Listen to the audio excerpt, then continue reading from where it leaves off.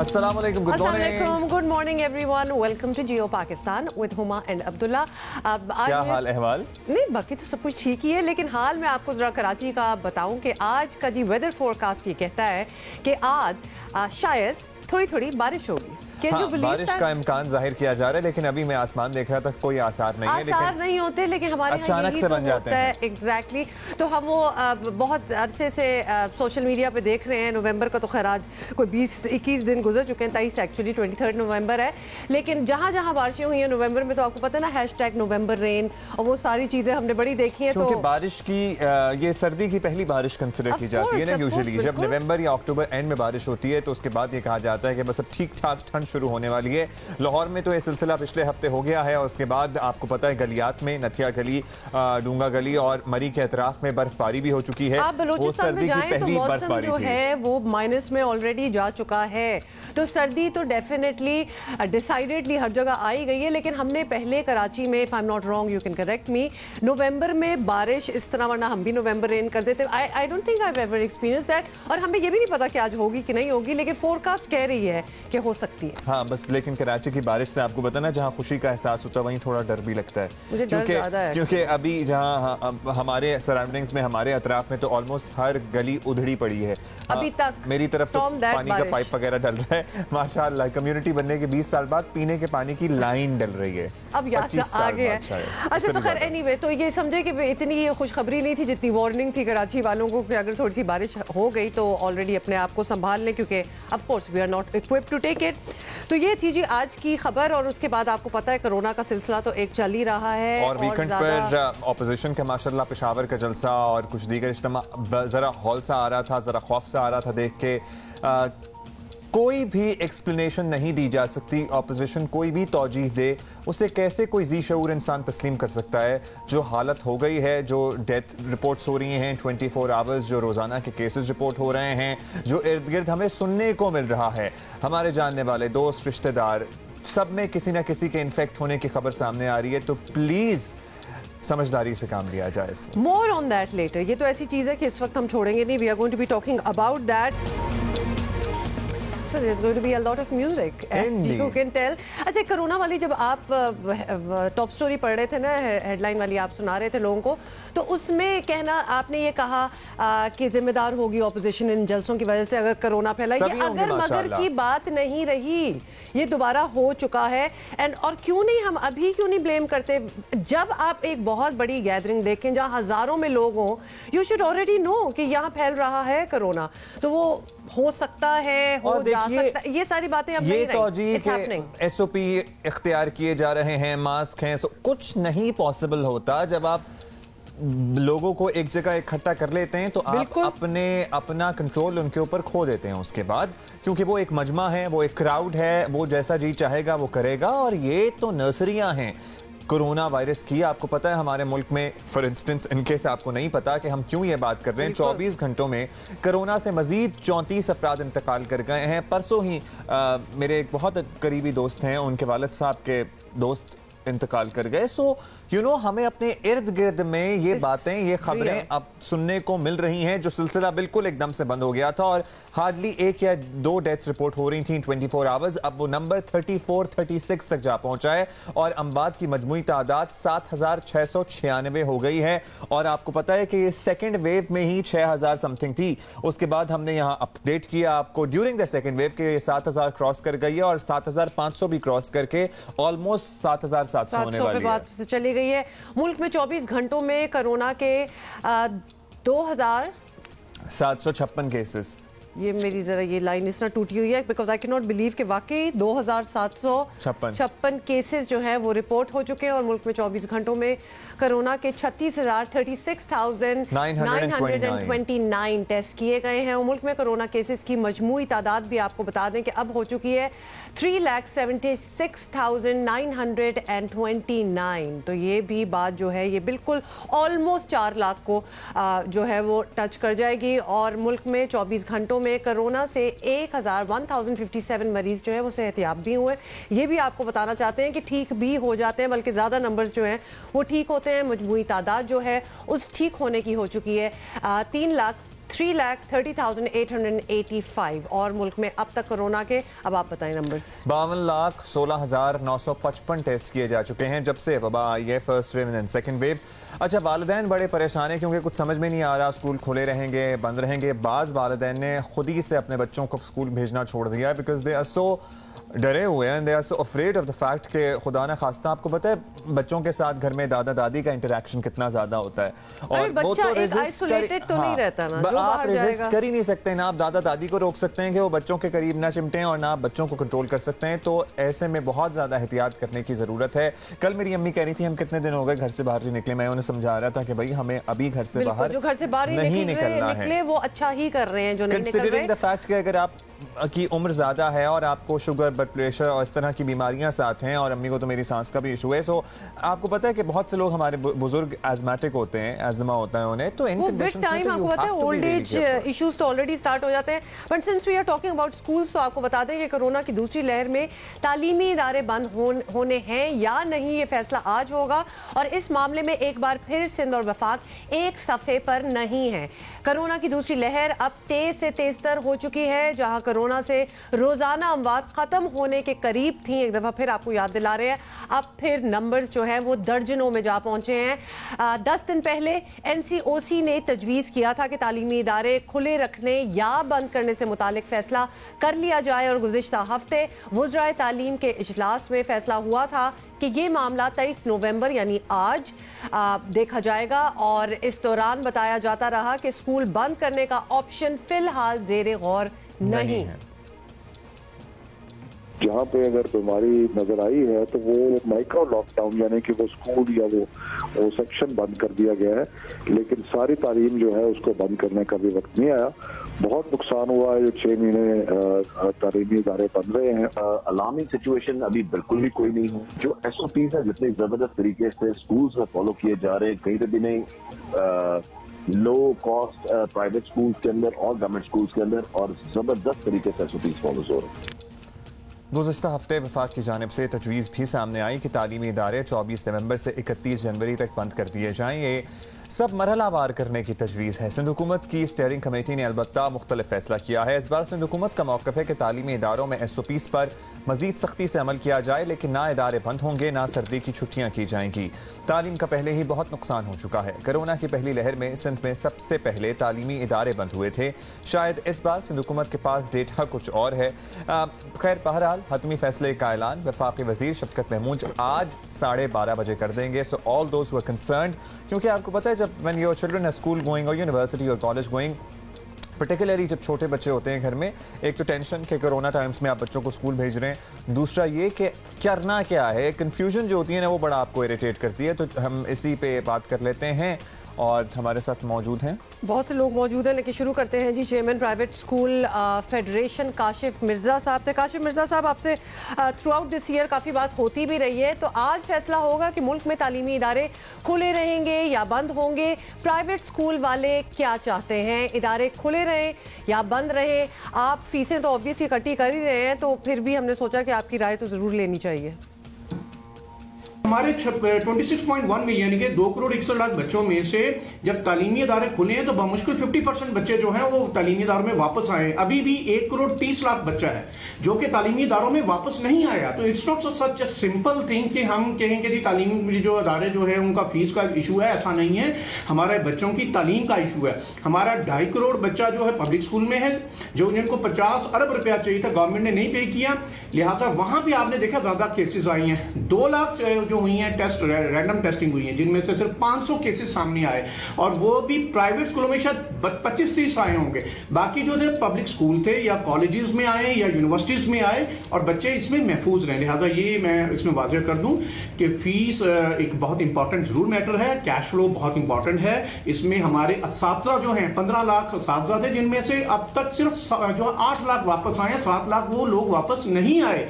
और हमारे बहुत से ऐसे बच्चे जो वापस नहीं आए वो चाइल्ड लेबर का शिकार हो गए। वो लो कॉस्ट एरिया से ताल्लुक रखते थे, पेरेंट्स ने उनको दोबारा तालीमी इदारों में नहीं भेजा, बल्कि वो रोजगार पे साहब, ये कंसर्न आपका बहुत जेन्युइन है कि जाहिर है हमारे यहाँ पहले ही लिटरेसी रेट की क्या हालत है, और उसके बाद फिर बच्चे ड्रॉप आउट हो जाएं, स्कूल छोड़ दें, और बहुत से डिसकंटिन्यू कर चुके हैं। लेकिन at the same time we are not alone. पूरी दुनिया का यही हश्र है इस वक्त। तो अगर हुकूमत स्कूल बंद करने का फैसला करती है तो ये पूरी ताकत जाहिर रखती है कि ये फैसला मनवा भी ले आपसे। आप लोग जिद पे डटे रहेंगे कि स्कूल खुले रखे जाएं या फिर क्या है, फैसला मान लेंगे और जो अहकामात आएँ उस पर मिनोअन अमल किया जाएगा? तो अगर अभी हम तालीमी इदारा बंद करेंगे तो आपने जो स्मार्ट सिलेबस किया है वो भी कवर नहीं हो सकेगा। और आगे तो आपको पता है बोर्ड के एग्जाम हो रहे हैं, पिछले साल भी जो है उनको आपने प्रमोट कर दिया, अब भी प्रमोट कर देंगे, तो हमारी नस्लें बर्बाद हो रही हैं। लिहाजा अपनी नस्लों की खातर, अपनी औलादों की खातर, 7.5 करोड़ बच्चों की खातर, हम अपने 15 लाख टीचर की खातर और पाकिस्तान प्राइवेट स्कूल फेडरेशन इंशाल्लाह ताला जो है तालीम और तदरीस का सिलसिला जारी रहेगी। और इस हवाले से अगर गवर्नमेंट जो है वो ये समझती है कि हमें वो गिरफ्तारियां करके हमें जो है जेलों में डाल के अगर उनकी अना की तस्कीन होती है तो वो जरूर करे, लेकिन इंशाल्लाह हम तालीमी इदारों को जो है वो खुला रखेंगे और हमें किसी किस्म की जेलों से और किसी किस्म की जो है वो कैदोबंद की सोबतें जो हैं वो अपनी औलादों का आईनी हक लेने से नहीं रोक सकते। और इंशाल्लाह हम अपनी औलादों के आईनी हक के लिए, उनकी तालीम के लिए तालीम और तदरीस का सिलसिला जारी रखेंगे। अच्छा काशिफ साहब, हम इतनी बार इसी टॉपिक पे बात कर चुके हैं, तो एक बात हुकूमत को भी समझना है और स्कूल वालों को भी कि कोरोना अब हमारे साथ ही है और कम से कम अगले साल गर्मियों तक तो वैक्सीन भी नहीं आने वाली की, क्योंकि इसकी जब भी हम बात करते हैं कि कोई हमें कॉन्क्रीट जवाब नहीं मिलता, सो वी नो कि ये नहीं होने वाला अभी। तो क्या लॉन्ग टर्म प्लान अभी से नहीं बन जाना चाहिए कि तालीमी साल कैसे मुकम्मल करना होगा? कुछ तो आपने सोच ही लिया होगा, क्योंकि ये चीज़ तो बीच में होती रहेगी। ऐसे कंट्री के अंदर जहां पे लॉन्ग टर्म प्लानिंग के नाम पे आपके पास इंफ्रास्ट्रक्चर ही नहीं है, इस वक्त भी जो गवर्नमेंट का अपना डाटा है वो ये कहता है कि जो घरों के अंदर जो नेट फैसिलिटी और जो कंप्यूटर या लैपटॉप जैसी फैसिलिटी है महज 14% पाकिस्तानियों के पास है। तो हमारा तो एक बहुत बड़ा तबका है जो कि पहले दिन से ही आपको पता है कि जो इन चीजों से ना तो उनके पास लिटरेसी लेवल है, ना IT लिटरेट है। तो पेरेंट्स जो है ये एक एलीट तबके से ताल्लुक रखने वाले मखसूस वो 1-2% है जो शायद इन चीजों से फायदामंद हो रहे हैं या क्लास को वो समझ रहे हैं, वो भी बल्कि चीख रहे हैं। चलें, शुक्रिया आपका काशिफ मिर्जा साहब। लेट्स सी, मेरा ख्याल है हम सबको इंतज़ार करना चाहिए कि आज क्या फैसले सामने आते हैं। 12:30 बजे वफाकी वज़ीर शफ़क़त महमूद साहब जो फैसला करेंगे, जो फैसला सुनाएंगे, उस पर सबको उसूली तौर पर अमल करना चाहिए, अमल करना होगा। ये ज़्यादा देर नहीं है, अभी हमें पता भी चल जाएगा। इन केस PSL के बाद you missing some cricketing action, तो आपको बता दें कि पाकिस्तान क्रिकेट टीम न्यूजीलैंड के लिए रवाना हो गई है। सो अब बहुत ज़्यादा इंतजार नहीं है। टीम बरास्ता दुबई न्यूजीलैंड पहुंचेगी, जहां पर 14 रोज़ का क्वारंटीन होगा, नो मैटर आपका टेस्ट जो भी आए। टीम में 34, हाँ न्यूजीलैंड में। और आपको पता है ना, New Zealand was one of the first countries in the world जिन्होंने काबू पाया था कोरोना वायरस पर। और ये भी आपको बता दें कि टीम में 34 खिलाड़ी और 20 ऑफिशियल्स शामिल हैं। फ़खर ज़मान बुखार में मुब्तला होने की वजह से दौरा न्यूजीलैंड से बाहर हो गए हैं। सो उन्हें ऑलरेडी फीवर था और वो नहीं जा सके। पाकिस्तान और न्यूजीलैंड के दरमियान 3 T20 और 2 टेस्ट मैचेस खेले जाएंगे। और आपको ये भी बताएं कि बाबर आजम पहली मरतबा टेस्ट क्रिकेट में पाकिस्तान टीम की क़यादत करेंगे और there is a lot of cricket that will be seen। 34 हमारी टीम पूरी गई है, पूरे अगर आप मेंबर्स बनाएं, so there are lots of matches over there। लेकिन मेरा ख्याल है ये 2 हफ्ते की ऑब्वियसली क्वारंटीन के बाद ही सारा सिलसिला शुरू होगा। हाँ, और ऑब्वियसली जाके टेस्ट होता है, उसके बाद वंस यू नेगेटिव तो आप आपस में तो मिल सकते हैं, लेकिन फिर भी एक प्रोटोकॉल फॉलो करना है 14 दिन की क्वारंटीन का, और उसके बाद फिर वहाँ पे मैचेस खेले जाएंगे। सो गुड लक बॉयज, और we are looking forward to see some great cricket from you guys. अच्छा जी, मूविंग ऑन, आपको बताएं कि कोरोना केसेस में आपको जैसे कि पता है लगातार इजाफा हो रहा है और अपोजिशन जलसे कर रही है। चंद दिन पहले तक खुद हुकूमत जलसे कर रही थी और अब हुकूमत की कौन सुनेगा? मतलब ये है ना, अगर आप रुक जाएं तो अगला भी शायद कुछ शर्मिंदगी तो हो, लेकिन यहाँ किसी को कोई शर्मिंदगी नहीं है। हो जाती। बिल्कुल जी, ऑपोजिशन का कहना है हुकूमत को कोरोना की आड़ में अपनी नाकामियां छुपाने नहीं देंगे, लेकिन मामला जो भी हो, अगर हालात बिगड़े और कोरोना खुदा न खास्ता कंट्रोल से बाहर हुआ तो जिम्मेदार सब ही होंगे। अब आप ये देख लीजिए कि यहाँ क्या आलम है। आपको पता है, मुझे ये टीवी के थ्रू देख के खौफ आ रहा है। I can not believe that people actually go, they should not go, people should themselves boycott। के जी अभी ये कोई मौसम है, ये कोई फिजा है कि जहां हम सारे इकट्ठे हो? वफाकी हुकूमत की तरफ से इज्तिमात पर पाबंदी के बावजूद PDM ने पेशावर का जलसा किया, हमेशा की तरह हुकूमत को आड़े हाथ लिया। ऐलान कर चुके हैं अब मैदान जंग है, मैदान जंग से पीछे हटना गुनाह कबीरा है। अब इनके जाने का वक्त आ गया है। ये जनवरी तक के मेहमान हैं, जनवरी इनका आखिरी महीना है, फिर इन सबको घर जाना पड़ेगा। हुकूमती रहनुमा के साथ साथ वजीर आजम कह रहे हैं ऑपोजिशन NRO के लिए लोगों की जिंदगियां और रोजगार बर्बाद करने पर तुली है। कोरोना केसेस बढ़े तो मुकम्मल लॉकडाउन करने पर मजबूर होंगे और उसके जिम्मेदार भी PDM होगी, ये उनका कहना था। हुकूमती रहनुमा माजी में अपने जलसों के बारे में क्या कहते रहे हैं वो भी सुन लें। हमने जो सवात में जलसा किया है, हमारे पास हमने इसके ऊपर काफ़ी सर हासिल गुफ्तगू की। सवात में अभी तक ये जो दूसरी लहर है उसमें सिर्फ 2 केसेस रिपोर्ट हुए हैं, तो मतलब वहाँ पे सिचुएशन इस काबिल थी कि हम जलसे की तरफ गए, बट वो उसको समझना ज़रूरी है क्योंकि अवामी फलाह का एक मंसूबा था, उसमें अवाम की तरफ से और उनको अवेयर करना, एजुकेट करना, ये भी बहुत ज़्यादा ज़रूरी था। जब इतने बड़े बड़े इज्तिमात करने होते हैं ना तो फिर इंडिविजुअली जायज़ा नहीं लिया जा सकता, क्योंकि बहैसियत लीडर आप एक एग्जाम्पल सेट कर रहे होते हैं दूसरे लोगों के लिए। और सबसे ज़्यादा दुख तो मुझे बिलावल भुट्टो जरदारी को इस मजमे में खड़े होकर तकरीर करते हुए हो रहा था, बिकॉज यू नो कि जब कोविड की पहली लहर आई तो किस तरह उन्होंने एडवोकेसी की थी about lockdown, about being cautious. और ये अभी हम दोबारा से थोड़ा सा रिविजिट कर रहे थे जो हमने पहले बात की थी। बात ये कि ये कहना जी सिर्फ 2 केसेस थे या 3 केसेस थे, आप इसमें इनकरेज ही कर रहे हो, आप इसमें इजाफा कर रहे हो। अगर अभी 2 थे तो 2 का 1 होना चाहिए या 2 का 10, मतलब जितना मिलेंगे वो ज्यादा ही देखिए। और ये बात तो कितनी दफा हम आपको एक्सप्लेन कर चुके हैं कि सिर्फ एक इन्फेक्टेड शख्स का होना इतने मजमे में जरूरी है कि अब इसमें से सैकड़ों लोगों को यह वायरस लग जाए। वजीर आजम इस बार तो वाज़े तौर पर कह चुके हैं कि वो लॉकडाउन नहीं करना चाहते। कोरोना की पहली लहर में भी वजीर आजम ने ऑल्दो लॉकडाउन की मुखालफत की थी। कोरोना ना अमीर ना गरीब में फर्क ही नहीं करता। आप अगर ये समझते हैं कि सिर्फ अमीरों की लॉकडाउन अनाउंस कर दिया जी, जल्दी से फौरी लॉकडाउन अनाउंस कर दिया, अमीरों ने सोचा अच्छा जी 2-3 ये अमीरों को भी आता, तो एकदम सारा एक एलीट ने फैसला कर लिया सारे मुल्क के लिए, सोचा नहीं किसी का। और आपको याद भी दिलाएं कि जब पाकिस्तान कोरोना की पहली लहर में निस्बतन महफूज रहा तो इस पॉलिसी का क्रेडिट भी वजीर आजम खुद लेते रहे, अपोजिशन के ताउन का कहीं जिक्र ना था। शायद यही वजह हो कि आज अपोजिशन हुकूमत की कोई बात सुनने को तैयार नहीं। और हम बात यही कर रहे थे कि you need to have that moral high ground as well कि जी हमने नहीं किया था, don't do it yourself as well. लेकिन खुद कर लेना और फिर दूसरे को भी रोकना, हालांकि दोनों को नहीं करना चाहिए, रुकना सारों को चाहिए, लेकिन फिर वो वेटेज नहीं रहता आपकी बात में। अभी हमें ज्वाइन किया है वजीर आजम के बावने खुसूसी डॉक्टर शहबाज गिल साहब हमारे साथ मौजूद हैं। डॉक्टर साहब शुक्रिया, आपने वक्त दिया। डॉक्टर शहबाज, वजीर आजम की बराह रास्त वार्निंग के बावजूद अपोजिशन ने पेशावर का जलसा किया। अपोजिशन ने तो जाहिर है गलत किया, उसको किसी तौर पे भी डिफेंड नहीं किया जा सकता, हिमायत नहीं की जा सकती, लेकिन हुकूमत अगर खुद कोरोना में जलसे, कोरोना ख़त्म नहीं हुआ था, वी ऑल नो दैट, करती रही है, तो उसके बाद वजीर आजम साहब की वार्निंग को कोई क्यों सीरियस लेगा? कुछ अपनी गलती का भी एहसास है, एतराफ़ कर लेना बुरी बात तो नहीं है कोई। आपको पता होगा कि पिछले हफ्ते का जो अदालती फैसला इस्लामाबाद हाई कोर्ट का, उसमें NCOC के मिनट्स जो थे उनको अदालत ने फैसले का हिस्सा बना दिया। उसके बाद अब गवर्नमेंट हो या अपोजिशन हो, सब पे लाज़िम मलज़ूम था उस फैसले के बाद अदालती अहकामात को मानने का और 300 से ज्यादा लोग कन्वीन ना करने का, और 300 तक भी लोग जो कन्वीन करने उन्हें SOPs के साथ कन्वीन करने का।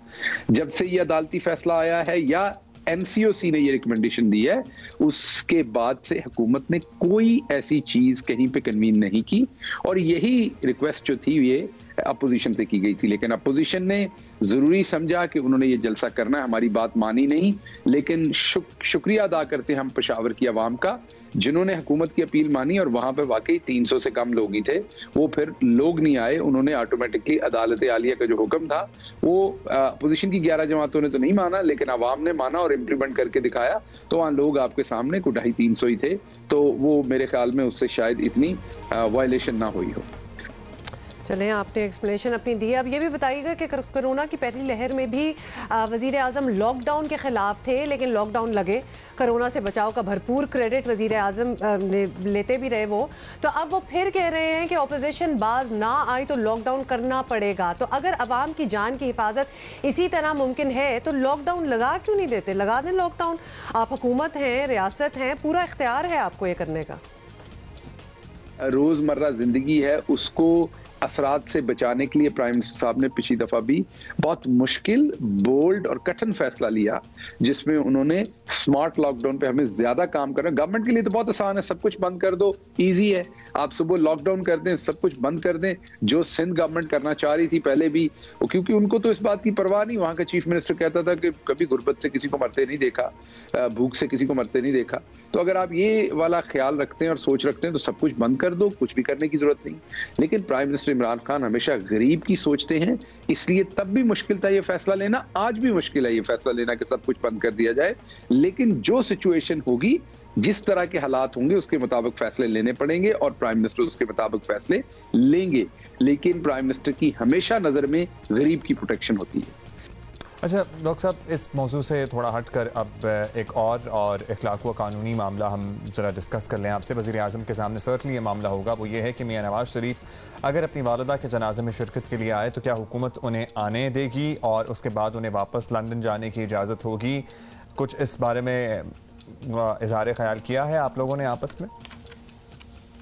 पहले भी जो मियां साहब झूठ बोल के यहाँ से भागे हैं, वो इंसानियत के तहत उन्होंने उनके ऊपर तरस खाया था और इंसानी हमदर्दी के तहत उन्हें जाने दिया था, क्योंकि वो और उनका पूरा खानदान और पार्टी कह रहे थे कि वो आज गए कि कल गए अल्लाह के पास, वो इतने बीमार हैं। बाद में साबित हुआ कि वो झूठ बोल रहे थे। ये तो हम कह सकते हैं कि अगर वो आएंगे तो हुकूमत जो भी कानून के अंदर रहते हुए उनकी हेल्प कर सकती होगी।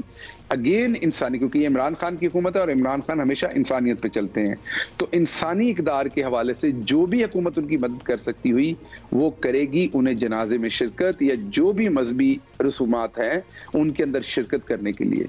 लेकिन उसके बाद वो वापस जाएंगे कि नहीं, अब वो अदालती मफरूर हैं, इसका फैसला अदालतों ने करना है, हुकूमत ने नहीं करना। पिछली दफा भी हुकूमत ने जब अदालत ने उनकी जमानत ले ली थी, उसके बाद उन्हें ECL से निकाला था, जमानत उन्हें अदालत से मिली थी और अब उनको अदालत ने ही मफरूर करार दिया हुआ है। तो अगर वो वापस आते हैं तो ये मैं बिल्कुल जिम्मेदारी से कहता हूँ, प्राइम मिनिस्टर साहब को जानते हुए, मुझे पता है कि वो इंसानियत के ऊपर हमेशा फैसला लेते हैं, तो ऐसा बिल्कुल नहीं होगा कि मियाँ साहब आएंगे तो उन्हें कोई मजहबी रसूमात में शामिल नहीं होने दिया जाएगा, बिल्कुल होने दिया जाएगा। हमारी पूरी कोशिश होगी कानून के अंदर जो भी हम उनके लिए फैसिलिटेट कर सकते हुए। वापस मेरा ख्याल जाना या ना जाना अदालत का फैसला होगा, क्योंकि इस टाइम वो अदालती मफरूर है। आपका कहना है कि अगर मियां साहब आए तो आप उन्हें तमाम मजहबी रिचुअल्स में शिरकत की इजाज़त देंगे, फैसिलिटेट करेंगे, उसके बाद वो वापस जा सकेंगे या नहीं, ये अदालत का फैसला होगा, which make sense. Thank you. Doctor Shahbaz Gill हमारे साथ मौजूद थे। अच्छा, हमने एक और मौका भी लेना है, because coming back to the ये जलसे कोविड के दिनों में क्यों हो रहे हैं, तो इस पे हम PPP का भी मौका लेंगे। Qamar Zaman Kaira will be joining us but after this short break. सर्दी की बात कर रही थी, आपको पता है कोयटा में क्या हो रहा है? कोयटा में शदीद किस्म की सर्दी पड़ रही है और एक तो कोयटा में शदीद सर्दी पड़ रही है और फिर कराची में बारिश की पेशगोई है। और हम तो बचपन से यही सुनते आए हैं कि कराची में सर्दी कोयटा से ही आती है। कोयटा से नहीं, कोयटे से आती है। कोयटे की हवाएं जो हमारे पास आती हैं, तो वो ही हो रहा है। और मुल्क के साहिली इलाकों में जी मौसम सर्द से सरतर होने वाला है और माहिरीन के मुताबिक माहौलियाती तब्दीली के बायस इस बार सर्दी का दौरानिया जो होगा वो लंबा होगा, तवील होगा और शदीद होगा। So it's going to be longer and intense. और इसकी झलक बलूचिस्तान में नजर आना शुरू भी हो गई है, जहां कोयटा में अभी से पारा 0 से नीचे नजर आ रहा है। साहिली इलाकों में भी आहिस्ता आहिस्ता सर्दी पड़ रही है। महकमा मौसमियात के मुताबिक आज कराची में हल्की बारिश का इम्कान है, जिससे दर्जा हरारत गिर सकता है। इसके अलावा इसी हफ्ते रिवायती कोयटा की हवाएं भी आने वाली हैं ना, आपको पता है कोयटे की हवाएं भी आने वाली हैं। और I was just watching some videos that my sister sent me, जो कि कनाडा में रहती हैं, और वहाँ तो ऐसा है जैसे बर्फ की चादर, वो तो पूरा सफेद ही हो जाता है ना पूरा मुल्क कनाडा में। तो खैर एनीवे जी, कोयटा से कोई ज्वाइन कर रहे हैं। कोयटा से हमारे साथ हुए शहाब उमर, और शहाब उमर हमें बताएंगे कि क्या तैयारी है और कैसा मौसम है। Over to you Shahab. जी, मौसम में सबसे पहले कोयटा की बात करते हैं। वादी कोयटा में सुबह सवेरे से ही मौसम मतलब जुज़वी तौर पर अबरालूद है। धूप भी निकली हुई है, आसमान पे हल्के हल्के बादल छाए हुए हैं। कोयटा में इन दिनों मौसम सर्द है, ख़ास तौर पे सुबह के वक्त दर्जे हरारत में कमी आती है और जो मौसम होता है उसमें उसकी शिद्दत में ज़्यादा इजाफा हो जाता है। आज कम से कम दर्जे हरारत 2 डिग्री सेंटीग्रेड रिकॉर्ड किया गया। घरों में सर्दी की शिद्दत से बचने के लिए लोग सुई गैस हीटर का इस्तेमाल करते हैं, जबकि घरों से निकलने वाले लोग गर्म मलबूसात का इस्तेमाल करते हैं, अपने आप को मुकम्मल तौर पर ढांप कर निकलते हैं कि जो सर्दी है वो उसके हसरात जो हैं उससे महफूज रहा जा सके। हाँ, क्वेटा के अलावा बलूचिस्तान के जो शिमाल मशरकी और शिमाल मगरबी अजला है वहाँ पर भी मौसम जो खुश सर्दी की लहर बरकरार है। खासतौर पर कल्लात, पिशीन, जो दीगर इलाके हैं वहाँ पर मौसम सर्द है, जबकि तुर्बत, ग्वादर और दीगर जो सारी इलाके वहाँ पर दिन के वक्त मौसम कदर गर्म महसूस होता है और जो लोग हैं वो पंखों का इस्तेमाल करते हैं। महकमे मौसम का कहना है कि आइंदा 24 घंटों के दौरान क्वेटा, ज़ियारत और चमन और गिरद नवाज समेत मुल्क के इलाकों में मतला जुज़ी तौर पर अबरालूद रहने और साथ ही कुछ इलाकों में बारिश का भी इम्कान है, जबकि आइंदा 1 से 2 रोज़ के दौरान क्वेटा समेत बलूचिस्तान के शिमाली इलाकों में दर्जे हरारत में कमी का इम्कान है और इस दौरान जो सर्दी की शिद्दत है उसमें इजाफे का इम्कान भी ज़ाहिर किया जा रहा है। जी ऑलराइट, बहुत बहुत शुक्रिया। लेकिन अभी तो शहाब हमें बता रहे थे कि वहाँ गैस है और हीटर ऑन है, लेकिन आपको पता है ना ये भी हो जाता है, गैस सिचुएशन की शॉर्टेज भी हो जाती है। Already I am feeling in Karachi हमारी जो चूल्हों की गैस है, मतलब जो खाना वगैरह खाना होता है वो प्रेशर कम हो चुका है। अच्छा, आपको पता है कि क्वेटा में बड़ा कॉमन फिनोमेना था एक जमाने में कि जो पानी के पाइप होते थे उसमें पानी जम जाता था। नहीं, अभी भी होता है कि उसका क्या कोई सोल्यूशन निकला है? वेल आई नो फ्रॉम मरी एंड नॉर्दर्न एरियाज, जिन के घर हमारे जानने वालों के, तो वो जब वेकेट करते थे समर में तो पूरी पाइपें भी दे हैड टू रिलीज। बिल्कुल नहीं, सारा पानी उन्होंने निकालना होता था पाइप्स में, वरना तो आप घर बंद करके चले जाते हैं। उन्होंने पाइप्स खाली करनी होती थी, वरना पाइप्स वुड बर्स्ट। अच्छा भाई, हमें अभी इंतजार कर रहे हैं तर्जुमान महकमा मौसमियात डॉक्टर खालिद महमूद मलिक साहब। डॉक्टर खालिद, शुक्रिया आपने वक्त दिया। पहले तो बात कर लेते हैं क्वेटा की, जहां अभी से दर्जा हरारत 0 से नीचे आना शुरू हो गया। अभी तो दिसंबर शुरू नहीं हुआ, तो क्या ये मामूल की सर्दी है क्वेटा में जो इस बार नजर आ रही है, या कुछ अनएक्सपेक्टेड? हमें तो लग रहा है, यू कैन कंफर्म। नहीं, अभी जो इस दफ़ा लास्ट 10 डेज का एवरेज टेम्परेचर होता है क्वेटा और उसके गिरदोनवा का, वो 0 डिग्री सेल्सियस होता है और उस हवाले से ये नॉर्मल है, ये नॉर्मल से कम नहीं है। लेकिन आने वाले दिनों में ये आहिस्ता आहिस्ता और कम होगा, तो फिर भी ये नॉर्मल से 1 डिग्री कम हो सकता है, लेकिन ये रूटीन मैटर के टेम्परेचर है। राइट, चलें फिर ये तो नॉर्मल ही हो गया। खालिद साहब, ये भी बताएं कि कराची में भी आज बारिश की पेशगोई की गई है, तो इस बारिश के बाद सर्दी बढ़ने का इम्कान है और आने वाले दिनों में कराची में टेम्परेचर अगर आप बता सके कि दर्जा हरारत कितना गिर सकता है? देखिए, नॉर्मली इस टाइम जो कराची के टेम्परेचर्स हैं वो नॉर्मल से कम है और ये एक्सपेक्टेड है कि इंशाल्लाह 24 की रात और 25 की अर्ली मॉर्निंग में क्वेटा और उस कराची और उसके जो नॉर्थ पोर्शंस है सिंध के, वहाँ पे रेन के चांसेस हैं, जिसमें दादू है, नौशहर और फिरोज है, इन एरियाज में उससे टेम्परेचर्स 1 से और 2 डिग्री और कम हो जाएंगे। तो ये जो है, जो कराची में मिनिमम टेम्परेचर्स की रेंज है, ये थोड़ी सी परसिस्ट करेगी। आप कह सकते हैं कि विद इन 6 to 7 डेज, फिर उसके बाद टेम्परेचर्स नॉर्मल की साइड पे आ जाएंगे।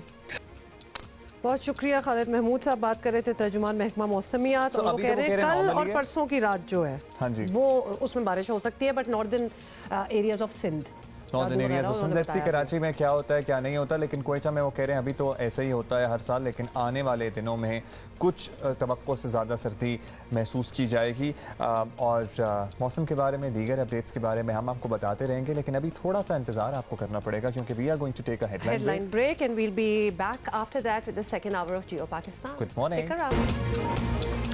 वेलकम बैक जी। Good morning once again. It is just the start of the week, it is Monday, और बहुत से लोग हमें ट्वीट्स कर रहे हैं, सो थैंक यू।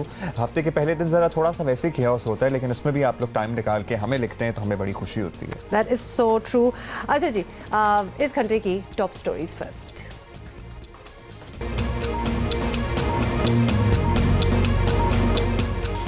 दुनिया भर की तरह पाकिस्तान में भी कोरोना के इलाज और तशखीस पर बहुत काम हो रहा है। कई अहम कामयाबियां बता रही हैं पाकिस्तानी साइंसदान भी किसी से कम नहीं।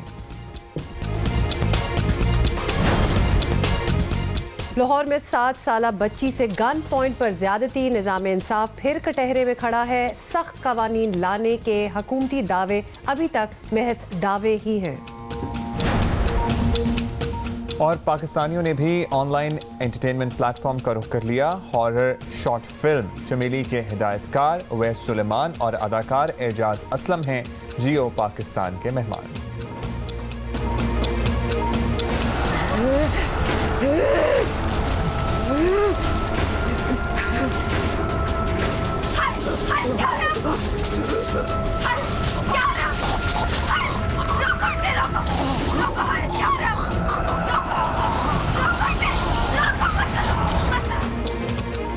भाई ये तो कारसाज वाली दुल्हन लग रही थी मुझे।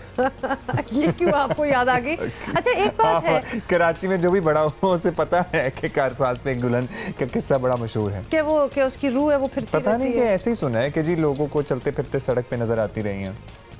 वैसे यू नो व्हाट कि मुझे लगता है कि मैंने भी कुछ इस किस्म की खतरनाक चीज इस्लामाबाद में बहुत साल पहले एक दफा मारगिला की पहाड़ी से निकल के एक दुल्हन खड़ी हुई है। मतलब इन माय गाड़ी की headlights I saw something. You saw a दुल्हन?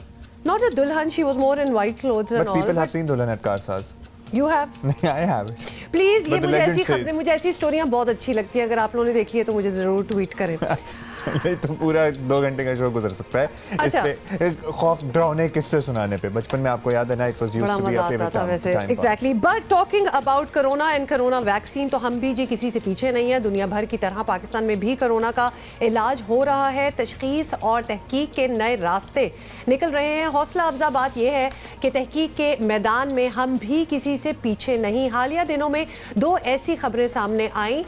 वजारत खारजा अमूर के एक बयान के मुताबिक पाकिस्तानी साइंसदानों ने एक ऐसा सॉफ्टवेयर तैयार कर लिया है जो कोरोना की तशखीस 1 मिनट में कर सकता है। How interesting. वैसे मैं हमेशा क्यूरियस होती हूँ। और बताया गया है कि सॉफ्टवेयर कोविड की आजमाइश पाकिस्तान इंजीनियरिंग काउंसिल ने ड्रग रेगुलेटरी अथॉरिटी की इस मंजूरी भी दे चुकी है इसे। और उधर कराची की डाउ यूनिवर्सिटी में कई माह से कोरोना के इलाज पर काम चल रहा था। अब बताया जा रहा है कि एंटी कोरोना इम्यूनोग्लोबिन के बेहतरीन नताइज मिल रहे हैं और इस तरीका इलाज से आम मरीजों में 90% और वेंटिलेटर तक पहुंच जाने वाले शदीद मरीजों में 60% रिकवरी देखी गई है। यानी कि नॉर्मल अगर आपको कोविड है तो 90% देयर चांसेस इस दवा को लेने के बाद आप रिकवर हो जाएंगे। और वेंटिलेटर तक भी अगर आप पहुंच गए हैं खुदा न खास्ता तो there 60% chances that you can recover. उम्मीद है कि कोशिशें पाकिस्तानियों की जिंदगी बचाने में अहम किरदार अदा कर सकेंगी। जस्ट ये खबर ही इतनी पॉजिटिव है that you have something to look forward to.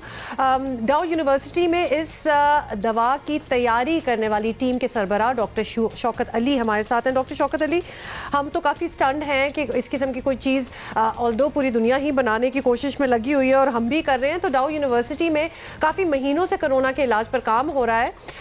हम पहले भी इस पर बात कर चुके हैं। अब तक क्या कामयाबी मिली है, क्या डेवलपमेंट हुई है अब तक? अक्टूबर के महीने में जो सेकेंड वेव आई है उसमें जो नंबर ऑफ पेशेंट इंक्रीज हुआ है तो हमें अपने क्लिनिकल ट्रायल करने का मौका बहुत तेजी से मिला है और जिसकी बेसिस पे एक सिग्निफिकेंट डेटा हमारे पास जमा हुआ है। हम half way of the clinical trial पहुंच गए और अब ये जरूरी था क्योंकि आने वाले 2 से 3 महीने कोविड-19 के हवाले से बहुत खतरनाक है। तो बहुत जरूरी था कि जो भी डाटा हमारे पास है उसको हम जनरल पब्लिक के साथ और अथॉरिटीज के साथ शेयर करें ताकि अगर हम इस वक्त कोई इनिशिएटिव लेना चाहें, गवर्नमेंट इस वक्त कोई इनिशिएटिव लेना चाहे तो वो ले सके। अगर हम इसी तरह अपना क्लिनिकल ट्रायल जो है वो अगर कंप्लीट करके इस डाटा को जाते और अगर ये टाइम निकल जाता तो उस वक्त उस डाटा की कोई इंपॉर्टेंस नहीं रह जाती।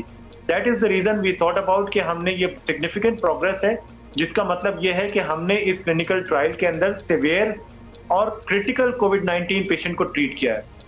सिवियर पेशेंट वो है जो कि शॉर्ट ऑफ ब्रेथनेस के साथ, जो कि शॉर्टनेस ऑफ ब्रेथ के साथ, जो सांस लेने में दुश्वारी के साथ हॉस्पिटल लाए जाते हैं और फिर ऑक्सीजन पे होते हैं और खदशा ये होता है कि वो किसी भी वक्त जो है वो उनको आईसीयू में ट्रांसफर करना पड़े। ये सीवियर पेशेंट है WHO की क्लासिफिकेशन के हिसाब से। और क्रिटिकल पेशेंट वो है जो आईसीयू में दाखिल हो जाते हैं, जो सीपैप, बाईपैप या वेंटिलेटर पे चले जाते हैं। तो हमने दोनों तरह के पेशेंट अपने क्लिनिकल ट्रायल में इंक्लूड किए और हमारे नताइज के हिसाब से जो इन पेशेंट को हमने ये अपनी जो दवा जो हमने तैयार की है CIVIG, जिसको हमने नाम दिया है बिकॉज ये कोरोना वायरस के खिलाफ IVIG है, तो इसकी ट्रीटमेंट से हमें सिवियर पेशेंट के अंदर 100% रिस्पॉन्स मिला है और क्रिटिकल पेशेंट के अंदर जो वेंटिलेटर पे या आईसीयू के जो पेशेंट थे उनमें 60% पेशेंट इससे सेहतियाब हुए हैं। इससे बढ़ के एक और इम्पॉर्टेंट चीज ये भी है कि जो हमारे क्लिनिकल ट्रायल में पेशेंट थे जिनको हमने ये अपनी दवा लगाई थी, उनमें से हाफ ऑफ द पेशेंट जो है 5 दिन के अंदर हॉस्पिटल से डिस्चार्ज हुए, जो इटसेल्फ एक बड़ी कामयाबी है क्योंकि कोविड-19 के इस पेंडेमिक में जो अवेलेबिलिटी ऑफ रिसोर्सेज है, हॉस्पिटल रिसोर्सेज, वो जैम हो जाती है। अगर पेशेंट जल्द से जल्द सेहतियाब होकर अपने घर जा रहा है तो इसका मतलब है हम दूसरे पेशेंट्स के लिए जगह बना रहे हैं। डॉक्टर शौकत, बड़े अच्छे से आपने एक्सप्लेन कर दिया। अगर इस दवा की तैयारी की बुनियाद कोरोना से सेहतयाब होने वाले लोग हैं जो हम समझ पाएँ, तो उन लोगों को तो आपसे ज़ाहिर ज़्यादा आपसे ताउन करना चाहिए ताकि ये दवा जल्द से जल्द बने। कोरोना से सेहतयाब होने वाले आप तक कैसे पहुँचें, इसमें हाउ इम्पोर्टेंट इज़ दैट कि लोग फिर ब्लड और प्लाज्मा वगैरह डोनेट करें आप लोगों को? जी, आपका बहुत मुनासिब सवाल है इस हवाले से कि हमारी जो दवा है उसका जो रॉ मटेरियल है वो लोगों का प्लाज्मा है, वो लोग जो रिकवर हुए कोविड-19 से। ऐसे में क्योंकि जब हमारे पास पहली वेव आई थी तो उस वक्त हमने जो है वो लोगों से अपील की थी 13 अप्रैल की जो हमारी वो जो प्रेस ब्रीफिंग थी उसके हवाले से, और उस वक्त लोगों ने बहुत जोश और जज्बे के साथ जो है अपना प्लाज्मा जो है वो डोनेट किया था, जिसकी वजह से हम कई इंसानी जानें बचाने में कामयाब हुए थे अल्हम्दुलिल्लाह। लेकिन अब जब ये सेकंड वेव आई है तो सेकंड वेव में नंबर ऑफ पेशेंट बहुत बढ़ गया है, जिसकी वजह से जो हमें प्रॉब्लम फेस करना पड़ रहा है वो ये कि हमारी सप्लाई ड्राई हो गई है, यानी अब हमारे पास प्लाज्मा मौजूद नहीं है, उसकी किल्लत है। और क्यों, अगर हम ये डाटा आवाम से शेयर ना करते कामयाबी, तो बहुत कम चांसेस थे कि लोग जो है फर्दर अपना प्लाज्मा डोनेट करते। ये कामयाबी शेयर करने के दो मकासद हैं। एक तो ये कि जनरल पब्लिक को पता चले कि ये तरीका इलाज कामयाब हो रहा है, तो लोग अपना प्लाज्मा जो है वो दिल खोलकर अतिया करें जिन लोगों के पास, और उनमें वो लोग शामिल हैं जो कोविड-19 से सेहतयाब हुए और उनको इस वक्त कोई अलामत नहीं है, पिछले 14 दिन से कोई अलामत नहीं है। इसके अलावा वो लोग भी अपना प्लाज्मा डोनेट कर सकते हैं जिन्होंने किसी भी वजह से अपनी एंटीबॉडी की स्क्रीनिंग कराई है और उनकी एंटीबॉडी डिटेक्ट हुई है। हम अपना जो है फ्री ऑफ कॉस्ट उनको जो है डॉ यूनिवर्सिटी उनका प्लाज्मा स्क्रीन करेगी और उसमें एंटीबॉडी टाइटर मालूम करेगी, और अगर वो मुनासिब तादाद में एंटीबॉडीज मौजूद हुई तो उसके बाद हम उनका जो है वो प्लाज्मा फ्रेसिस का सेशन यानी उनसे प्लाज्मा डोनेट करने का सेशन अरेंज करेंगे। एक तीसरी कैटेगरी उन लोगों की हो सकती है जिन्होंने किसी भी वजह से उनको बुखार हुआ हो और उन्होंने अपना टेस्ट ना कराया हो और उनको ये शक हो कि शायद वो कोविड-19 में किसी वक्त में मुब्तला थे, तो डॉ यूनिवर्सिटी उनका फ्री ऑफ कॉस्ट, जो हमारी टीम है वो उनका फ्री ऑफ कॉस्ट जो है वो एंटीबॉडी टाइटर जो है वो स्क्रीन करेगी, और अगर उनकी इस शर्त पे कि अगर वो उनका एंटीबॉडी टाइटर पॉजिटिव आता है तो वो अपना प्लाज्मा डोनेट करेंगे। इसमें 18 से 60 साल तक के लोग मौजूद हैं, और जो प्रेफरेंस है वो मेल पार्टिसिपेंट को है, क्योंकि जो फीमेल है और या अनमैरिड या सिंगल वुमेन है या मैन है, उनसे हम जो है प्लाज्मा ले सकते हैं। परफेक्ट, बहुत बहुत शुक्रिया, बड़ी अच्छी तरह एक्सप्लेन कर दिया डॉक्टर शौकत अली। हमें तो इस बात की खुशी है कि इतनी एडवांस स्टेज तक भी हमारे यहाँ जो है ये चीज़ें पहुँच गई हैं, और इधर हम डॉक्टर साहब की तरह इम्प्लोर करेंगे सारे वो लोग जो कि कोरोना से रिकवर कर चुके हैं कि प्लीज़ जाएं, if you are in Karachi खास तौर पे, और सबसे इंटरेस्टिंग ज़रूर डोनेट करें। उन्होंने बात ये की है कि अगर आपको पिछले 1-2 महीने में बुखार हुआ है और वो ठीक हो गया है और आपने नहीं टेस्ट कराया, क्योंकि बहुत से लोग नहीं कराते ना कि चलें बुखार है खुद ही उतर जाएगा, तो आप चले जाएं, ये लोग फ्री ऑफ कॉस्ट आपका एंटीबॉडी टेस्ट करेंगे in case you are one of those lucky ones जिनको कोरोना हो गया और पता भी नहीं लगा और आपके पास एंटीबॉडीज बन गई हैं, तो फिर आप सेहतमंद हैं वो बिल्कुल, और आप अपना प्लाज्मा, अपना खून डोनेट कर सकते हैं। सो प्लीज़ दोबारा से इनकरेज करेंगे हुमा की तरह कह दिया जैसे हुमा ने, सो आप you can look out for these options as well. लोगों की जान बचाना पूरी इंसानियत को बचाने के मुताबिक, वैसे इसी चीज़ का तो इंतजार है ताकि निकले हम इस चीज़ से, अब बहुत हो गई। हमारे साथ उवैस सुलेमान डायरेक्टर हैं इस फिल्म के मौजूद हैं, और एजाज असलम साहब जिन्हें हम अदाकारी भी करते हुए देख रहे हैं, he has produced this movie as well, this short film as well. So हम नन अदर देन पहले एजाज साहब आपसे ही बात करेंगे। एजाज भाई, it's good to have you over, और बड़ा अच्छा लग रहा है, you are a part of Geo Pakistan probably for the first time. No, not really. एक दफा ईद शो पे भी एजाज हमारे पास ही थे। एजाज, जबरदस्त इस वक्त बड़ी जरूरत है कुछ कंटेंट की, बिकॉज ज्यादातर आपको पता है कि लोग घरों में होते हैं और ज्यादा एंटरटेनमेंट अदरवाइज रही भी नहीं है। ये आइडिया कैसे आया शॉर्ट हॉरर फिल्म का? पहले तो सबको सलाम। वालेकुम सलाम।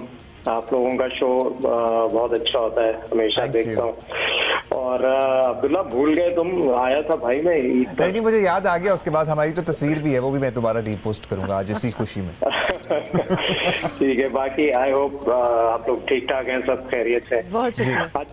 अच्छा, जो ये मैंने प्रोड्यूस नहीं की, ये सी प्राइम एक चैनल है यूट्यूब का, उन लोगों ने ये प्रोड्यूस किया है और अवेश ने डायरेक्ट किया है। जी, सी प्राइम का और कंटेंट भी हमारे पास आ चुका है, तो it's wonderful that you have been a part of it as an actor. और कुछ डिफरेंट करने को एज एन एक्टर जो है ना वो ढूंढ रहा होता है, और हमारे यहाँ अनफॉर्चुनेटली हम जो हमारा एक जॉनरा फिक्स हो गया है टेलीविजन पर, वो हम उससे बाहर नहीं आ पाते, या उसकी वजह रेटिंग्स हैं या लोगों को वो पसंद है, उन चीज़ों की रेटिंग आती है, तो सिमिलर सब्जेक्ट्स होते हैं जिनके ऊपर हम काम कर रहे होते हैं। तो ये यूट्यूब पर सी प्राइम ने जो एक चैनल खोला है और 2-4 लोगों ने एफर्ट किए हैं, मैं भी इन लाइन्स पर बहुत अरसे से सोच रहा था, तो ताकि कुछ डिफरेंट कर सकें। हमारे मुल्क में देखें इतना टैलेंट है, चाहे एक्टर्स हों, चाहे डायरेक्टर्स हों, राइटर्स हों, यंग टैलेंट इतना है, वो बेचारे कहाँ जाए।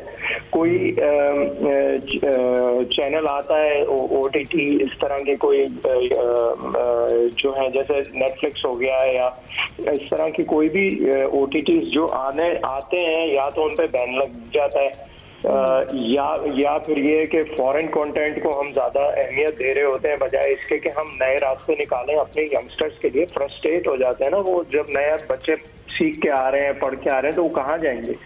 यूट्यूब पे आना शुरू हुआ है, तो अब थोड़े दिन में अब ये ना हो कि यूट्यूब पर भी कुछ रिस्ट्रिक्शंस आ जाएंगे। इंशाल्लाह नहीं, वैसे ऐलान भी किया OTT लाने का। नए टैलेंट वाली जो आपने बात की है बड़ी जबरदस्त की है, बिकॉज नए टैलेंट को नया प्लेटफॉर्म भी चाहिए। माशाल्लाह इतना कंपटीशन है इस इंडस्ट्री में कि बहुत कम प्रोजेक्ट्स हैं, लोग ज्यादा हैं और इतने टैलेंटेड लोग हैं, तो डेफिनेटली ये प्लेटफॉर्म बड़ा अच्छा है। उवैस, आपसे भी यही पूछना चाहेंगे, इतना कुछ आ रहा होता है, अगर जॉनरास अगर आप नोटिस करें, लेकिन हॉरर बड़ा कम होता है, बड़ी रिस्की चीज भी है। Horror has to be very convincing, और पर्टिकुलरली इन दैट मीडिया जहां पे एक क्लिक पे आप आगे जा सकते हैं और या आप रुक सकते हैं, उसमें अटेंशन ग्रैब करना इट इज अ चैलेंज। जी अस्सलाम वालेकुम। सबसे पहले तो बहुत बहुत शुक्रिया हुमायूं अब्दुल्ला मुझे कॉल करने का। एंड ठीक है, अब मैं आपके सवाल पे आता हूँ। बिल्कुल हॉरर मिस्ट्री थोड़ा एक डिफरेंट जॉनरा है, और अब्दुल्ला आपने बिल्कुल सही बात की कि थ्रेशहोल्ड जो है डिजिटल मीडिया का वो 30 सेकंड से 1 मिनट का होता है। तो जब भी हम कहानी लिख रहे होते हैं और डायरेक्ट कर रहे होते हैं, जब उसकी प्लानिंग कर रहे होते हैं, तो हम इस चीज़ का बहुत ख्याल रखते हैं कि 1 से 1.5 मिनट के अंदर हम ऑडियंस को ग्रैस्प कर लें। और वैसे भी शॉर्ट फिल्म्स होती हैं, और शॉर्ट फिल्म में कहानी का इतना मार्जिन नहीं होता, तो कोशिश यही होती है कि 15 से 20 मिनट के अंदर अंदर जितने भी एक्साइटमेंट, ट्विस्ट एंड टर्न्स डाल सकें वो डाल दें। और जहाँ तक बात रही हॉरर की, तो मैंने पहले भी कहा था कि हॉरर एक ऐसा जॉनरा है जो किसी भी कल्चर से जाके कनेक्ट कर जाता है वेरी इजीली। लाइक हमारे डिफरेंट, जैसे ये एक इंटरनेशनल प्लेटफॉर्म है यूट्यूब, तो हर दुनिया के हर मुल्क का कल्चर डिफरेंट है, तो वहाँ के रिलेशनशिप भी डिफरेंट हैं, उनके उनकी लव स्टोरीज डिफरेंट हैं, उनकी दोस्तियाँ डिफरेंट हैं। मगर हॉरर इटसेल्फ डिजिटल प्लेटफॉर्म के लिए और इंटरनेशनल प्लेटफॉर्म के लिए एक ऐसा जॉनरा है जो आप किसी भी दुनिया के किसी भी इंसान के साथ कनेक्ट कर जाते हैं। So that is the reason शायद हमें ज्यादा जो पजराई है वो मिलती भी हॉरर जॉनरा में। It is a very difficult genre to execute. Ejaz भाई, बहुत सारी दफा हमने हॉरर कंटेंट देखा है, वो अल्टीमेटली फनी कंटेंट बन जाता है, क्योंकि उसमें या तो गेटअप्स ऐसे होते हैं या मेकअप ऐसे होता है या ओवरऑल प्रोडक्शन ही ऐसी होती है कि वो देख के आपको कन्विंसिंग नहीं लगता, मजे का खेज सी सूरत हाल हो जाती है। तो you being a very senior actor, how did you make sure कि यहाँ जो आप प्रोजेक्ट कर रहे हैं ये वाला, इसमें जो है हॉरर है वो हॉरर लगे भी at the end of the day? अच्छा, अवेज की मेरी दोस्ती काफी पुरानी है, और हम लोगों ने ये तो एक यहाँ का प्रोजेक्ट है, हम लोगों ने इंटरनेशनल प्रोजेक्ट्स पर भी बहुत होमवर्क किया है, बहुत सारी प्रेजेंटेशंस पे काम किया है साथ, बहुत सारी चीजें पाइपलाइन में है, बहुत समझा हुआ एक दूसरे को। बल्कि मैंने काम एक टेलीफिल्म और भी की थी अवेज के साथ, तो आई न्यू ये बहुत मेहनत करता है और मुझे पता था कि ये करेगा तो ये ठीक ही करेगा। फिर स्टोरी कंटेंट जो होता है ना, वो सबसे इम्पोर्टेंट चीज होती है कि वो एंगेजिंग है या नहीं है। तो वो कंटेंट बड़ा मजे का था जब मुझे स्क्रिप्ट दी वेज ने, और तो वो मुझे समझ आया। फिर आई वाज कॉन्फिडेंट कि शूट अच्छा ही करेगा, वेज करेगा। तो फिर क्योंकि इसमें सिर्फ ऐसा नहीं है कि 10 मिनट की है तो हमने बस ऐसे ही शूट कर लिया, इसकी टाइमिंग्स थी शूट करने की स्पेसिफिक, हमने ओवरनाइट शूट किया था ये। फिर हमने बाद में इसकी ऑडियो जो है वो अलग से डब की जैसे फिल्म में होती है, ताकि क्वालिटी जो है वो व्यूअर को वही मिले जो फिल्म की होती है। और फिर इसकी कलर ग्रेडिंग और टेक्निकल बहुत चीजें होती हैं जिसके ऊपर काम करके एक लुक, एक फील आती है, एक कलर टेम्परेचर होता है, एक फिल्म का मूड होता है, वो कलर से डिफाइन होता है। वो उस पर अवेज को काफी काम किया हुआ है क्योंकि सीखा हुआ है, तो इसलिए मुझे पता था कि चीज अच्छी ही निकलेगी। तो बस फिर ये दूसरी बात ये थी कि हम जो अपना काम कर रहे होते हैं रूटीन वर्क, उसमें हम ज्यादा एक्सपेरिमेंट नहीं कर सकते। जो टीवी पे हम ड्रामाज वगैरह कर रहे होते हैं उसमें एक ही तरह के सब्जेक्ट्स होते हैं जिसमें हम घूम घुमा के स्टोरी वहीं आ जाती है। ये थोड़ा सा डिफरेंट एक चीज है, वेब पे लोग एफर्ट कर रहे हैं, तो ये I wanted to try this. अब मुझे एक दो और भी वेब सीरीज हैं जो ऑफर्स आई हैं। अवैस से पूछ तो लें कि कब रिलीज हो रही है? जी बिल्कुल, ये भी बता दें अवैस कब रिलीज हो रही है। और ये शॉर्ट फिल्म हो चुकी है भाई, हो चुकी है भाई, तो ये रिलीज हो चुकी है, it's on air, it's available on See Prime YouTube channel. आप चमेली टाइप करें यूट्यूब पे। तो वो शॉर्ट कितनी शॉर्ट फिल्म होती है, मतलब how long is it? 10 minute I guess. This is like 18 minutes. वैसे शॉर्ट फिल्म की कोई ऐसे प्रोटोकॉल्स नहीं है, but it's usually 10 to 20 minutes mostly जो आपको मिलेंगी। 10 से 20 मिनट तक होती है, मगर कुछ फिल्म्स इससे बड़ी भी होती हैं, 26 मिनट की भी होती हैं, 30 मिनट की भी होती हैं। बट जनरली जो हमें स्कूल में भी सिखाया गया है, graduated from New York film academy, तो वहाँ पर हमें जो बताया जाता है वो यही होता है कि जी शॉर्ट फिल्म की जो लेंथ है वो 15 से 25 मिनट के बीच में ही होनी चाहिए।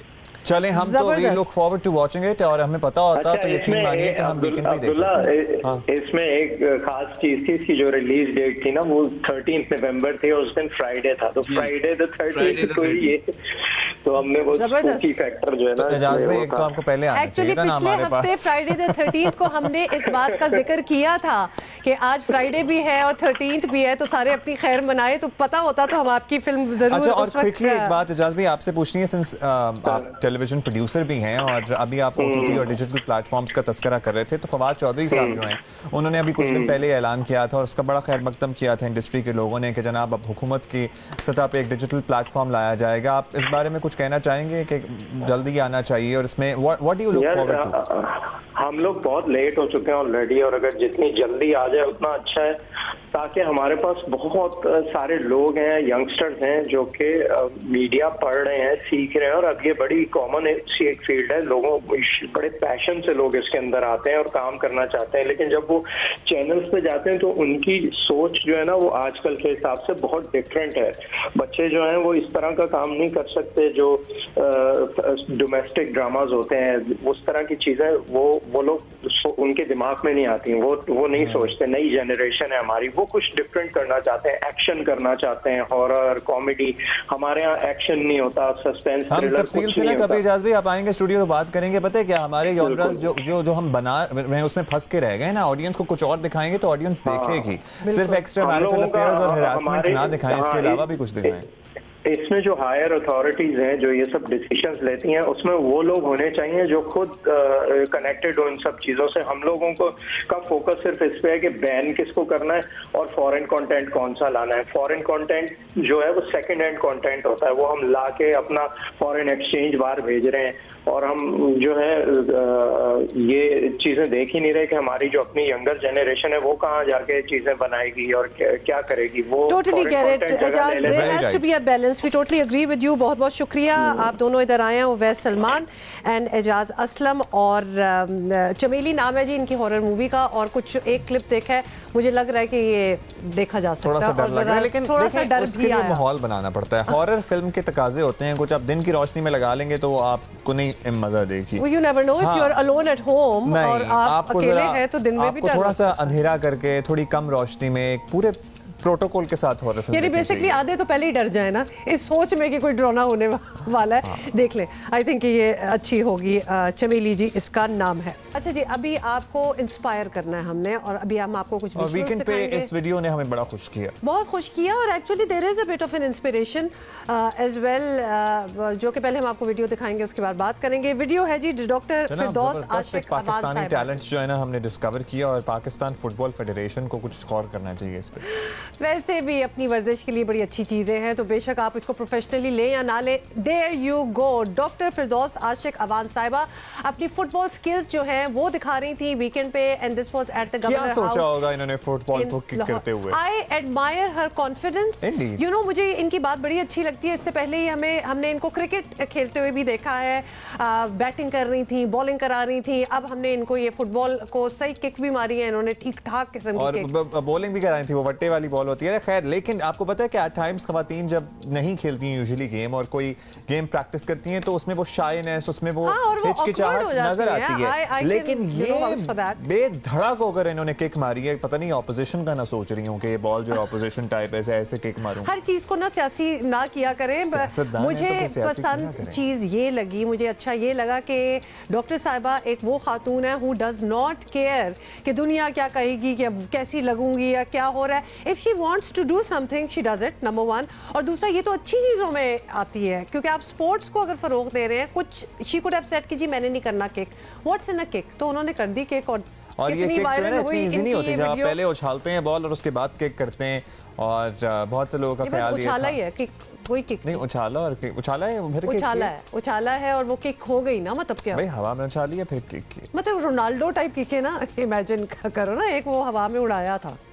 But even then you know, आप यूजुअली बच्चे किक मारते हैं या जो को नहीं प्रैक्टिस होती वो सामने floor to floor, ground to ground, जमीन पे किक मारते हैं। हवा में उड़ाना इज इंडीड अ चैलेंज। चलें आप खुद जज कर लें कि आपको इनकी किक अच्छी लगी कि नहीं। मुझे ये जज्बा अच्छा लगा, तो मुझे ये बड़ी अच्छी बात लगी। और वो जो आवाचार होता है ना, वो 3 पीस जोड़ा और उसके बाद वो एक जबरदस्त अंदर से स्पोर्ट्स वुमन का निकल के सामने आना, दैट इज इंटरेस्टिंग। तो खैर एनीवे वी थॉट कि we will share that with you. यकीनन डॉक्टर साहिबा को भी अच्छा लगेगा कि हमने ये क्लिप उनका शेयर किया, बिकॉज़ इसीलिए तो इतना वायरल हुआ है। अच्छा जी, एक और चीज की हम बात कर रहे थे और एक पर्सपेक्टिव रह गया था ऑपोजिशन का लेना था। आपको पता है हमने बात उनका मौक़िफ़ लेना था क्योंकि ऑपोजिशन ने पेशावर में जो जलसा किया नहीं करना चाहिए था, बिकॉज जो सूरत हाल है हमारी कोविड-19 की, अपोजिशन का इसकी क्या तौजीह है, क्या कहना है, ये आप पहले भी सुन चुके हैं। लेकिन चलें वन मोर टाइम, रहनुमा पाकिस्तान पीपल्स पार्टी कमर ज़मान कायरा साहब हमारे साथ मौजूद हैं। कमर साहब, हुकूमत की दरख्वास्तें, वार्निंग्स, कोरोना के इतने वाज़ेह ख़तरे के बावजूद आपको पता ही है क्या केस सामने आ रहे हैं। अपोजिशन ने पेशावर में जलसा किया, हुकूमत की जलसा ख़त्म कराने की अखलाकी पोजीशन थी या नहीं थी, इससे कतई नज़र ये और बात है। लेकिन ऑपोजिशन खुद भी तो अवामी नुमाइंदगी की दावेदार है ना, SOPs नहीं फॉलो हो सकते, उसके बगैर ही कल का जलसा भी हुआ, तो होना चाहिए था। मीडिया को भी ये बात समझने की जरूरत है कि ये अनोखे लाडले का काम जो इमरान खान के साथ किया हुआ है, इस अनोखे लाडले से ये इस मामले को बाहर लाएं। जिसकी रिस्पॉन्सिबिलिटी है उसको कहें कि उसको ये रोल अदा करना चाहिए, और अगर वो नहीं करता तो फिर उसको गलत कहें, हिम्मत करें। ये क्या हुआ कि जी गवर्नमेंट अगर नहीं कर रही तो अपोजिशन को जिम्मेदारी का मुजाहरा करना चाहिए। अपोजिशन तो आज तक जिम्मेदारी का मुजाहरा करती आई है, लेकिन अगर यही अनोखे लाडले साहब वो है, वो अपने रवैये से बाज नहीं आएंगे, तो क्या लोग अपनी तस्दील कराते रहेंगे? क्या सियासी जमातें जो हैं वो ये कोई गारंटी कर सकता है कि महीने बाद कोरोना कम हो जाएगा, 2 महीने बाद कम हो जाएगा? क्या अमेरिका में इलेक्शन रुक गया था? क्या अमेरिका में प्रोटेस्ट रुक गए हैं? हमें समझने की जरूरत है। लेकिन ये बात बहरहाल दुरुस्त है कि अगर हुकूमत संजीदगी से एंगेज करती है अपोजिशन से, तो ये एंगेजमेंट हो सकती थी, लेकिन हुकूमत संजीदा है नहीं। हुकूमत सिर्फ ये लोगों को बताना चाहती है कि जी हमने तो कहा था, अपोजिशन नहीं मान रही। कायरा साहब, वैसे आपकी भी लॉजिक थोड़ी सी समझ से बाहर है कि अगर वो अच्छी तरह इंगेज करते तो हम शायद मान लेते। मतलब ये क्या बात हुई कि जस्ट बिकॉज उन्होंने अच्छी तरह बात नहीं की तो हम नहीं अब खेलेंगे? This does not make sense. और आप जो एग्जांपल्स दे रहे हैं अमेरिका में क्या हो रहा है, अगर हर जगह गलत हो रहा है जो कि हमें नजर आ रहा है, तो हम भी वही करें बिकॉज हर जगह हो रहा है। अपने और अमेरिका के हेल्थ केयर सिस्टम को भी कंपेयर नहीं कर सकते। अमेरिका में आपको पता है जिस दिन इलेक्शन हुए थे 1 लाख केसेस रिपोर्ट हुए थे। खुदा न खास्ता हम अगर 50,000 पे भी पहुंच जाएंगे ना, तो हमारे यहाँ हर गली में क्या सूरत हाल होगी आपको पता है कि और क्या अगर कुछ हो रहा है इस किस्म का और 4-5 लोग या पार्टी या व्हाटएवर सारे कंट्रीब्यूट कर रहे हैं, यू बी दैट पार्टी जो कंट्रीब्यूट नहीं कर रही इसमें, तो इसमें आपका एक हायर मॉरल ग्राउंड हो जाएगा। खैर एनीवे, कायरा साहब, अब ऑब्वियसली इस जलसे से पहले ही वजीर आजम ने कह दिया था कि ऑपोजिशन बाज ना आई तो मुकम्मल लॉकडाउन कर देंगे। तो ऐसा हुआ तो अगले जलसे रियासती ताकत से रोके जा सकते हैं। तो PDM को कोरोना का ख्याल ना सही, इस तरह के तसादम का रिस्क लेना चाहिए या नहीं लेना चाहिए, क्या कहेंगे? फिर वही बात है कि आप फिर अपोजिशन से कह रहे हैं कि तसादम का खर्चा नहीं लेना चाहिए। क्या हमें हुकूमत के इस फाशिस्ट रवैये पे खामोशी इख्तियार कर लेनी चाहिए? ये तो बहुत खौफनाक बात है। अगर हुकूमत ने ये बात कही है तो ये तो और खतरनाक बात है, और अपोजिशन के साथ आपको मीडिया को खड़ा होना चाहिए। कि वजीर आजम यूं धमकियां दे के अगर बात करेंगे तो ये तो नहीं चलेगा, ये तो फाशिज्म है, बिल्कुल गलत तरीकाकार है। क्या इस तरह की एंगेजमेंट से चीजें बेहतर हो सकती हैं? क्या इस तरह की एंगेजमेंट से मामला जो है उसमें आसानी आ सकती है? बिल्कुल गलत बात है। और हम तो मार्शल लॉ से नहीं रुके, ये में क्या रोक पाएंगे? उस एंगेजमेंट के लिए संजीदगी की जरूरत है जो हुकूमत में नहीं है। अच्छा कहरा साहब, अब एक और मामला सामने आया है। ज़ाहिर है मियां नवाज शरीफ और मियां शहबाज शरीफ की वालिदा की वफ़ात का मामला है। शरीफ ख़ानदान और मुस्लिम लीग नून के लिए तो this must be a tough time. तो क्या इस सोग में ही प्रॉब्ली मुल्तान का जलसा कैंसिल नहीं किया जा सकता? क्योंकि ज़ाहिर है आपकी इतनी बड़ी इत्तेहादी हैं, PDM की लीडिंग पार्टी हैं, उनके साथ ये पर्सनल सानिया हुआ है, इस पर कोई डिस्कशन है? क्योंकि हम तो ये भी चाह रहे थे कि कोरोना की वजह से प्रॉब्ली कैंसिल कर दें, तो प्रॉब्ली इसी पर आप थाट दे सकें। ये फैसला बहरहाल मुस्लिम लीग करेगी कि क्या करना चाहिए या अपोजिशन की जमातें करेंगी, इसके बारे में हतमी तौर पे मेरा कुछ कहना मुनासिब नहीं। लेकिन अल्लाह ताला मियां साहब की वालदा को जन्नतुल फिरदौस में जगह दे और उनके लिए उनके खानदान को सब्र दे। इस वक्त खुद वो भी मुल्क से बाहर हैं, अपनी वालदा के तो साथ ही थे लेकिन तदफीन के अमल में वो शामिल नहीं हो सकेंगे। ये भी बड़ी तकलीफ की बात है, पहले वो वालिद के तदफीन में शामिल ना हो पाए, तो ये बहरहाल तकलीफ से अमल है। अल्लाह ताला उनको जन्नतुल फिरदौस में जगह दे।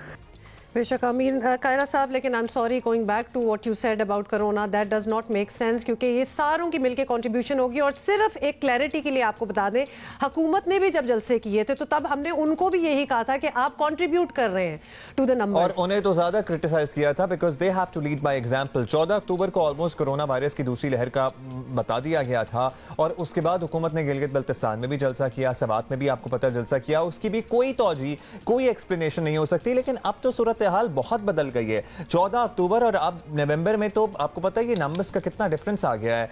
सो we all have to be careful for our families. अच्छा, ये कुछ कल के उन लोगों के लिए आप जरा एहतियात करें जो आपके कारकुन हैं, क्योंकि नहीं ये मुल्क उस बात का मुतहम्मिल हो सकता। और हम आपको ये भी ये ले और ये आप देख लें, ये कल के अब जब हुकूमत कहती है ना कि ऑपोजिशन जल्द से ना करे क्योंकि कोरोना फैल रहा है, तो फिर ये सूरत हाल भी देखें। ये तो फिर आपको कुछ फासला नजर आ रहा है। एक और तस्वीर में सोशल मीडिया पे देख रहा था जिसमें डॉक्टर साहिबा फिरदौस आशिक अवान साहिबा बैठी हुई हैं और इर्द गिर्द चिपके हुए लोग खड़े हुए हैं। ये बताएं, ये नहीं कोरोना फैल रहा, ये नहीं कोरोना फैल रहा, ये भी एक थी।